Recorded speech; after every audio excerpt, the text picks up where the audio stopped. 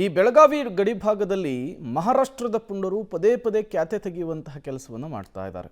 ಇದಕ್ಕೆ ಬುದ್ಧಿ ಕಲಿಸಬೇಕು ಅನ್ನುವಂತಹ ನಿಟ್ಟಿನಲ್ಲಿ ಕನ್ನಡ ಪರ ಸಂಘಟನೆಗಳು ಅಖಂಡ ಕರ್ನಾಟಕ ಬಂದ್ಗೆ ಕರೆಯನ್ನು ಕೊಟ್ಟಿದ್ವು. ಮಾರ್ಚ್ 22ಕ್ಕೆ ಮುಹೂರ್ತ ಫಿಕ್ಸ್ ಆಗಿದೆ. ಶನಿವಾರ ಇಡೀ ದಿನ ಕರ್ನಾಟಕ ಸ್ತಬ್ಧವಾಗುತ್ತಾ ಅನ್ನುವಂತಹ ಪ್ರಶ್ನೆ ಇದೆ.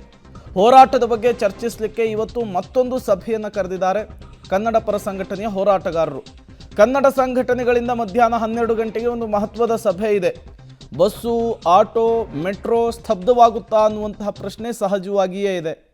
ಯಾವ ರೀತಿ ರೂಪುರೇಷೆ ಇದೆ, ಜೊತೆಗೆ ಯಾವ ರೀತಿ ಪ್ಲಾನನ್ನು ಮಾಡಿಕೊಂಡಿದ್ದಾರೆ, ಏನೆಲ್ಲ ಸಿದ್ಧತೆಗಳಾಗಿದ್ದಾವೆ ಎಲ್ಲವೂ ಕೂಡ ಮತ್ತೊಮ್ಮೆ ಇವತ್ತಿನ ಚರ್ಚೆಯಲ್ಲಿ ಪ್ರಸ್ತಾಪವಾಗುವಂತಹ ಸಾಧ್ಯತೆ ಇರುವಂಥದ್ದು.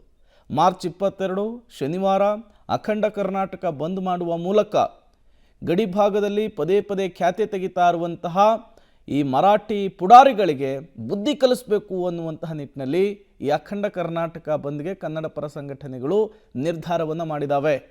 ಅವತ್ತು ಯಾವ ರೀತಿ ಬಂದನ್ನು ಮಾಡಬೇಕು, ಏನೆಲ್ಲ ಸಿದ್ಧತೆಗಳಿರಬೇಕು, ಪ್ಲಾನ್ ಹೇಗಿರಬೇಕು, ಎಲ್ಲದರ ಬಗ್ಗೆ ಇವತ್ತು ಮತ್ತೊಂದು ಮಹತ್ವದ ಸಭೆ ಇರುವಂಥದ್ದು. ಹಾಗಾದರೆ ಶನಿವಾರ ಬಂದ್ ಫಿಕ್ಸ್ ಅನ್ನೋದು ಗೊತ್ತಾಗ್ತಾ ಇರುತ್ತೆ. ಮಾರ್ಚ್ 22ರಂದು ಶನಿವಾರ ಕರ್ನಾಟಕ ಬಂದ್ ಫಿಕ್ಸ್. ಮರಾಠಿಗರ ಪುಂಡಾಟಿಕೆಯನ್ನು ಖಂಡಿಸಿ ಈ ಬಂದ್ಗೆ ಕರೆಯನ್ನು ಕೊಡಲಾಗಿದೆ. ಬಂದ್ಗೆ ಕನ್ನಡ ಪರ ಸಂಘಟನೆಗಳು ಕರೆಯನ್ನು ಕೊಟ್ಟಿರುವಂತಹದ್ದು ಶನಿವಾರ ಮಾರ್ಚ್ 22ಕ್ಕೆ. ಹೋರಾಟದ ರೂಪುರೇಷೆಯ ಬಗ್ಗೆ ಚರ್ಚಿಸಲಿಕ್ಕೆ ಇವತ್ತು ಮತ್ತೊಂದು ಸಭೆ ಇದೆ. ನಿನ್ನೆ ಒಂದು ಸಭೆ ಆಯಿತು, ಇವತ್ತು ಮತ್ತೊಂದು ಸಭೆ ಇದೆ. ಮಧ್ಯಾಹ್ನ 12 ಗಂಟೆಗೆ ಈ ಮಹತ್ವದ ಮೀಟಿಂಗ್ ನಡೆಯಲಿದೆ ಅನ್ನೋದು ಗೊತ್ತಾಗ್ತಾ ಇದೆ. ಈ ಮೀಟಿಂಗ್ನಲ್ಲಿ ಕನ್ನಡ ಪರ ಸಂಘಟನೆಯ ಹೋರಾಟಗಾರರು ಭಾಗಿಯಾಗ್ತಾರೆ. ಸರ್ಕಾರಿ ಖಾಸಗಿ ಸಾರಿಗೆಯನ್ನು ಬಂದ್ ಮಾಡುವಂತೆ ಈ ಸಭೆಯಲ್ಲಿ ಆಗ್ರಹಿಸುವಂತಹ ಸಾಧ್ಯತೆ ಇದೆ.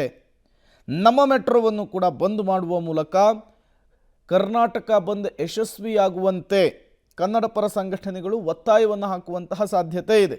ಬೀದಿ ಬದಿ ವ್ಯಾಪಾರಿಗಳ ಸಂಘದಿಂದಲೂ ಕೂಡ ಬಂದ್ಗಿಲ್ಲ ಬೆಂಬಲ ಅನ್ನೋದು ಗೊತ್ತಾಗ್ತಾ ಇದೆ. ಹಾಗಾಗಿ ಏನಾಗುತ್ತೆ, ಇವತ್ತಿನ ಸಭೆಯಲ್ಲಿ ಏನೆಲ್ಲ ಚರ್ಚೆಗೆ ಬರ್ತಾರೆ, ಕಾದು ನೋಡಬೇಕಿದೆ.